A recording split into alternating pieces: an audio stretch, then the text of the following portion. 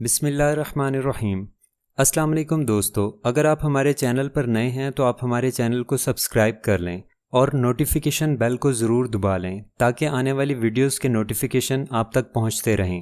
Video شروع کرنے سے پہلے یہ دیکھ لیں کہ یہ وقت نماز کا تو نہیں، آپ نے کسی کو کوئی وقت تو نہیں دے رکھا، آپ کے ذمہ کوئی کام تو نہیں لگایا گیا، آپ نے ہوم ورک تو نہیں کرنا، کل آپ کا کوئی امتحان یا ٹیسٹ تو نہیں ہے۔ اگر ان باتوں میں سے کوئی ایک بات بھی ہو تو ویڈیو کو سیو کر لیں اور پہلے کام سے فارغ ہو لیں، پھر ویڈیو دیکھیں۔ اشتیاق احمد کے ناول حویلی کے خط میں خوش آمدید۔ حویلی بہادر خان پر آج کل خوف کی فضا چھائی ہوئی تھی۔ ہر کوئی سہما سہما ڈرا ڈرا تھا، سب کے رنگ اڑ سے گئے تھے، بھوک کم ہو گئی تھی، رات دن ان کے دل دھڑکتے رہتے تھے۔ اس وقت بھی وہ سب دوپہر کا کھانا کھا رہے تھے۔ سب سے اونچی کرسی ایک سفید بالوں والی بڑھیا کی تھی۔ وہ اس وقت حویلی میں سب سے بڑی تھی۔ اس کے 3 بیٹے مجید، رشید اور حمید تھے جو اب بوڑھے ہونے کو آئے تھے، اور ان کے صرف 3 بچے تھے جو تقریباً جوان ہو چکے تھے۔ مجید کے لڑکے کا نام آصف، رشید کے لڑکے کا نام عاطف اور حمید کی بیٹی کا نام آصفہ تھا۔ اس حویلی کے بس یہی 7 افراد مکین تھے۔ ان 7 افراد کے علاوہ اگر کوئی تھا تو وہ گھر کا بہت پرانا مالی تھا۔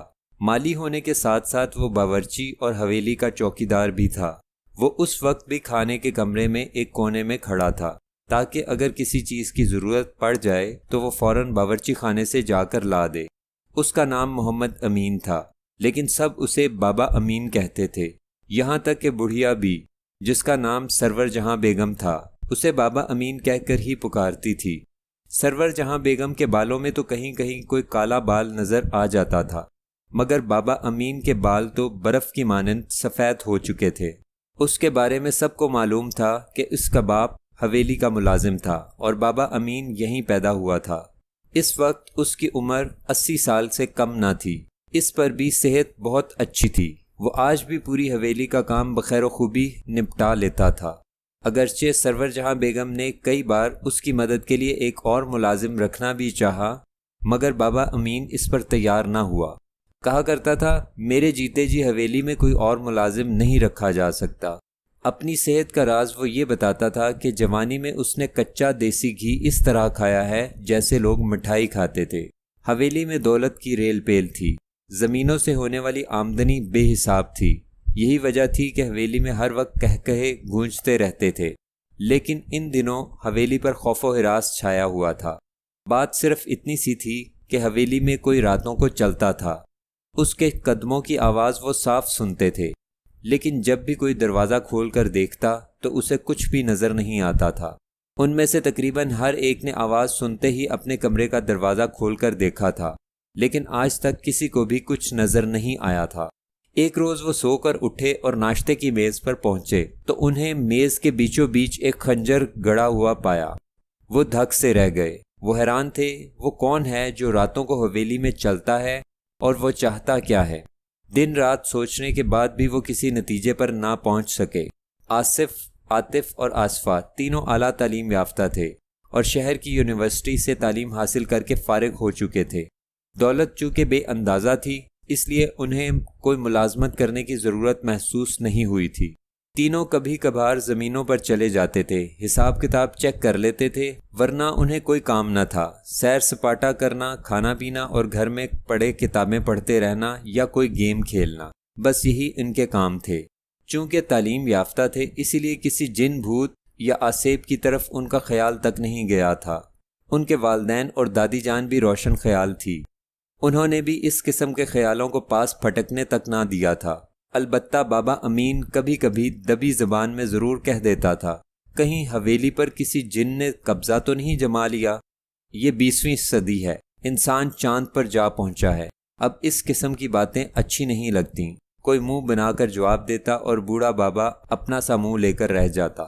اس روشن خیالی کے باوجود وہ خوفزدہ ضرور تھے۔ آخر کوئی تو تھا جو حویلی میں راتوں کو چلتا تھا۔ وہ کون تھا؟ اگر انہیں معلوم ہو جاتا تو شاید یہ فوراً اسے گولی مار دیتے، لیکن ان کے فرشتوں کو بھی معلوم نہیں تھا۔ اس وقت بھی کھانا کھاتے ہوئے وہ یہی سوچ رہے تھے کہ دروازے کی گھنٹی بجی۔ ارے یہ اس وقت کون آ گیا؟ آصفہ کے منہ سے نکلا۔ خدا جانے، بابا امین ذرا دیکھنا جا کر سرور جہاں بیگم بولیں۔ جی اچھا۔ بابا امین کمرے سے نکل کر بیرونی دروازے پر پہنچے۔ جب سے راتوں کو کسی کے چلنے پھرنے کا سلسلہ شروع ہوا تھا وہ گھر کا دروازہ بند رکھنے لگے تھے، کیونکہ ایک انجانا سا خطرہ انہیں ہر وقت اپنے سروں پر منڈلاتا محسوس ہوتا تھا۔ بابا امین دروازہ کھولنے سے پہلے ڈر گئے کہ نہ جانے باہر کون ہوگا، کہیں یہ وہی تو نہیں ہے جو راتوں کو چلتا ہے۔ اس نے کانپتے ہوئے ہاتھوں سے دروازے کی کنڈی کھولی۔ دوسرے دن وہ حویلی بہادر خان کے لیے گاڑی پر سوار ہو رہے تھے۔ محمود، فاروق اور فرزانہ پوری تیاری کے بعد گھر سے نکلے تھے۔ فرزانہ کے پاس اپنی گڑیا تھی، محمود کی جیب میں ٹافی موجود تھی اور فاروق اپنا پینسل تراش لانا نہیں بھولا تھا۔ البتہ انسپکٹر جمشید ایک پستول کے علاوہ کچھ بھی نہیں ساتھ لائے تھے۔ سوٹ کیس میں کپڑے چاروں کے لیے رکھ لیے گئے تھے، کیونکہ انہیں معلوم نہیں تھا کہ حویلی میں کتنے دن رہنا پڑے گا۔ کیا ہمارا یہ سفر عجیب ہے؟ محمود کہہ رہا تھا۔ تمہارا سفر ہوگا عجیب، ہمارا تو صرف عجیب و غریب ہے، فرزانہ مسکرائی۔ کم از کم گاڑی میں تو مذاق سے باز رہو، محمود نے منہ بنا کر کہا۔ کیوں، کیا گاڑی میں مذاق کرنے سے حادثہ ہو جائے گا؟ فاروق بولا۔ دوسرے مسافر بھی بیٹھے ہیں اس لیے کہہ رہا ہوں، محمود جل بھن کر بولا۔ تو یوں کہو کہ دبی آواز میں مذاق کرو تاکہ دوسروں کے کانوں تک ہماری آواز نہ پہنچ سکے۔ یہ کیوں کہتے ہو کہ مذاق ہی نہ کرو؟ توبہ ہے بس۔ چلو خیر چھوڑ دیتے ہیں، فرزانہ چھوڑ دو اس بات کو۔ کاش تم ادھر ادھر کی ہانکنے کی بجائے صرف اس خط پر غور کرتے، آخر انہوں نے سنجیدہ ہوتے ہوئے کہا۔ ابا جان، آخر اس خط میں ایسی کیا بات ہے؟ ہم تو اس پر پہلے ہی غور کر چکے ہیں، فرزانہ نے جواب دیا۔ تو پھر تم کس نتیجے پر پہنچے ہو؟ انہوں نے پوچھا۔ ہمیں افسوس ہے ابا جان، ابھی ہم کسی نتیجے پر نہیں پہنچ سکے، فاروق بولا۔ چلو خیر کوئی بات نہیں، حویلی پہنچ کر پہنچ جائیں گے، محمود نے مذاق اڑانے والے انداز میں کہا۔ تم تو اس طرح کہہ رہے ہو جیسے وقت سے پہلے ہی سب کچھ جان گئے ہو، فرزانہ نے جل کر کہا۔ اگر جان گیا ہوتا تو اس وقت تمہیں چٹکیوں میں نہ اڑا دیتا، محمود مسکرایا۔ خدایا تیرا شکر ہے، فاروق کے منہ سے نکلا۔ یہ تم شکر کس بات پر ادا کر رہے ہو؟ فرزانہ نے جلدی سے پوچھا۔ اس بات پر کہ اس نے ہمیں چٹکیوں سے اڑانے سے بچا لیا، فاروق نے کہا اور انسپکٹر جمشید مسکرا دیے۔ معلوم ہوتا ہے آج سفر ختم ہو جائے گا، تمہاری نوک جھوک نہیں ختم ہوگی۔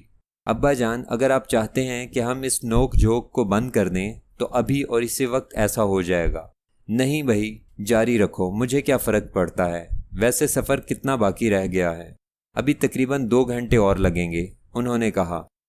2 گھنٹے بعد بالآخر ان کی منزل آ گئی اور وہ گاڑی سے اتر آئے۔ یہ ایک اچھا بھلا قصبہ تھا جس کا چھوٹا سا ریلوے اسٹیشن بھی تھا۔ انہوں نے ریلوے کے ایک ملازم سے حویلی بہادر خان کا پتہ پوچھا اور پیدل ہی چل پڑے، کیونکہ فرزانہ کو ٹانگے پر سفر کرتے ہوئے وحشت ہوتی تھی اور ٹیکسیاں یا رکشے یہاں ملتے نہیں تھے۔ آخر 1.5 میل تک پیدل چلنے کے بعد کہیں جا کر انہیں حویلی کے آثار نظر آنا شروع ہو گئے۔ جب وہ نزدیک پہنچے تو دھک سے رہ گئے۔ حویلی کیا تھی؟ پورا محل تھا جس کے سامنے وہ کھڑے ہوئے تھے۔ بیرونی دروازہ تو کسی قلعے کی مانند دکھائی دیتا تھا۔ وہ دروازے کے نزدیک پہنچے۔ انسپکٹر جمشید نے دروازے پر دستک دینے کے لیے ہاتھ اٹھایا ہی تھا کہ فاروق بول اٹھا۔ السلام علیکم پیاری حویلی، ہم آ گئے۔ تمہارا خط جیسے ہی ہمیں ملا اسے پڑھ کر ہم بہت خوش ہوئے۔ تم نے ہمیں یاد کیا اور دیکھو ہم آ گئے۔ اب ہم حاضر ہو گئے ہیں اور انشاءاللہ تمہاری در و دیوار کو خون سے رنگین بالکل نہیں ہونے دیں گے۔ بے فکر ہو جاؤ، ہاں بالکل بے فکر ہو جاؤ۔ ارے تم نے ابھی تک میرے سلام کا جواب کیوں نہیں دیا؟ تم کیسی ہو حویلی، سلام کا جواب نہیں دے سکتی؟ اس پر انسپکٹر جمشید نے مسکراتے ہوئے دروازے کی گھنٹی بجا دی۔ حویلی کا دروازہ ایک چڑچڑاہٹ کے ساتھ کھلا۔ بابا امین نے ڈرتے ڈرتے باہر جھانکا۔ سب سے پہلے اس کی نظر محمود، فاروق اور فرزانہ پر پڑی۔ انہیں دیکھ کر اس نے حیرت زدہ انداز میں پلکیں جھپکائیں۔ پھر جو ہی اس کی نظر انسپکٹر جمشید پر پڑی وہ اس طرح اچھلا جیسے بجلی کا جھٹکا لگا ہو، جسم پر کپ کپی طاری ہو گئی ہو، اور دیکھتے ہی دیکھتے دھڑام سے گرا اور بے ہوش ہو گیا۔ انسپکٹر جمشید بوکھلا گئے اور حیران تھے کہ اس بوڑھے کو کیا ہوا ہے۔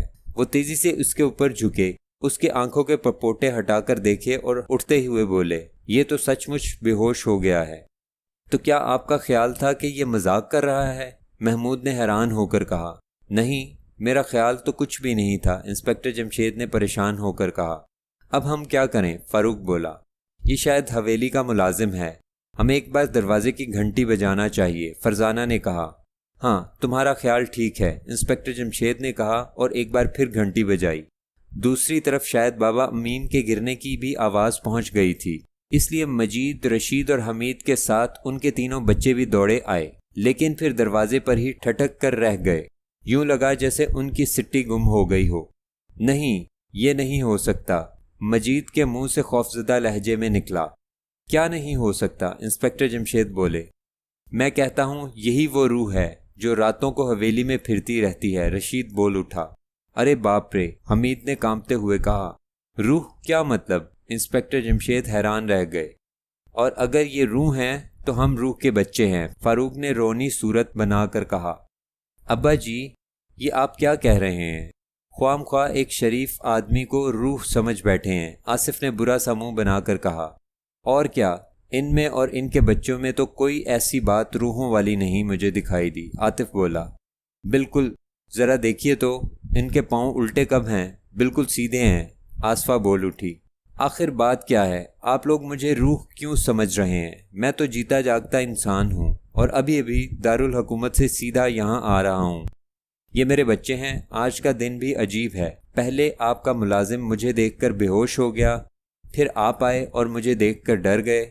آخر ایسا کیوں ہے؟ آپ لوگ کن مشکلات کا شکار ہیں؟ انسپکٹر جمشید رکے بغیر بولتے چلے گئے۔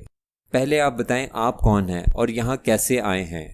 میرا نام انسپکٹر جمشید ہے، اور یہ میرے بچے محمود، فاروق اور فرزانہ ہیں، انہوں نے اپنا تعارف کروایا۔ انسپکٹر جمشید، محمود، فاروق، فرزانہ، یہ نام تو جانے پہچانے سے لگتے ہیں۔ ارے کہیں آپ وہی انسپکٹر جمشید تو نہیں جن کے کارنامے اکثر اخبارات میں شائع ہوتے رہتے ہیں؟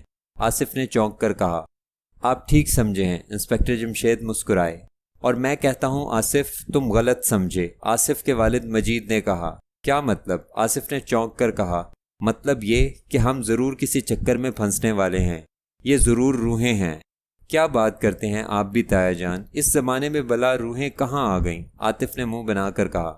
پہلے ان سے تو پوچھ لو یہ یہاں تک آ کیسے گئے، آصفہ نے کہا۔ ہاں جناب انسپکٹر صاحب، پہلے تو یہ بتائیے آپ کو ہماری حویلی میں آنے کا خیال کیسے آ گیا؟ میں خود نہیں آیا، بلوایا گیا ہوں۔ جی، بلوائے گئے ہیں؟ آصف حیران ہو کر بولا۔ ہاں، میرے پاس یہاں کا ایک خط آیا ہے، اس خط میں مجھے یہاں آنے کی دعوت دی گئی ہے، انہوں نے بتایا۔ ذرا ہمیں وہ خط تو دکھائیے، عاطف نے بے یقینی کے عالم میں کہا۔ سوٹ کیس میں موجود ہے، اندر چل کر دکھا دیتا ہوں۔ دھوکہ، فریب، ہم جال میں پھنسنے والے نہیں ہیں، یہ انسان نہیں بھوت ہیں، رشید بول اٹھا۔ گھر سے تو اچھے بھلے انسان ہی چلے تھے، اس قصبے میں آ کر ہم بھوت بن چکے ہیں، فاروق نے معصومانہ لہجے میں کہا۔ اور انسپکٹر جمشید، محمود اور فرزانہ بے ساختہ مسکرا دیے۔ خیر آئیے اندر چلتے ہیں، آصفہ نے انہیں راستہ دیتے ہوئے کہا۔ آخر وہ اندر پہنچے، جو ہی سرور جہاں کی نظر انسپکٹر جمشید پر پڑی وہ بھی زور سے اچھلی۔ تو تم، مگر یہ کیسے ہو سکتا ہے؟ اس نے ہکلائے ہوئے کہا۔ کیا کیسے ہو سکتا ہے؟ تم زندہ کیسے ہو گئے؟ میرا مطلب ہے دوبارہ کیسے زندہ ہو گئے؟ تمہیں مرا ہی کب تھا؟ انسپکٹر جمشید نے حیران ہو کر کہا۔ دیکھا، میں نہ کہتا تھا یہ روح ہے، مجید بول اٹھا۔ یہ کیا مذاق ہے؟ میں بتا چکا ہوں میرا نام انسپکٹر جمشید ہے، انہوں نے ناگوار سے لہجے میں کہا۔ اف رئیس الدین، میں سوچ بھی نہیں سکتی تھی کہ تم دوبارہ زندہ ہو جاؤ گے۔ کیا؟ انسپکٹر جمشید کے منہ سے حیرت کی زیادتی سے نکلا۔ ان کی آنکھیں کھلی کی کھلی رہ گئیں۔ محمود، فاروق اور فرزانہ انہیں اس عالم میں دیکھ کر دنگ رہ گئے۔ وہ سوچ رہے تھے رئیس الدین کا نام سن کر آخر انسپکٹر جمشید ہو کیا گیا ہے، اور یہ رئیس الدین ہے کون؟ کیا ہمارے والد کا نام پہلے رئیس الدین تھا؟ دوسری طرف انسپکٹر جمشید کا مارے حیرت کے برا حال تھا۔ آپ نے کیا نام لیا تھا، رئیس الدین؟ آخر انسپکٹر جمشید نے اپنی حیرت پر قابو پاتے ہوئے کہا۔ ہاں، تم یہ کہنا چاہتے ہو کہ تم رئیس الدین نہیں ہو؟ نہیں، میں رئیس الدین تو بالکل نہیں ہوں، انہوں نے کہا۔ تو پھر تم ضرور اس کی روح ہو۔ کیا مطلب؟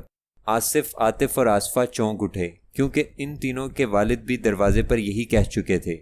میں سوچ بھی نہیں سکتا تھا کہ مجھے اپنی زندگی میں کبھی روح کہا جائے گا، انسپکٹر جمشید نے جھنجھلا کر کہا۔ آج کی ویڈیو میں صرف اتنا ہی، ملتے ہیں اگلی قسط کے ساتھ۔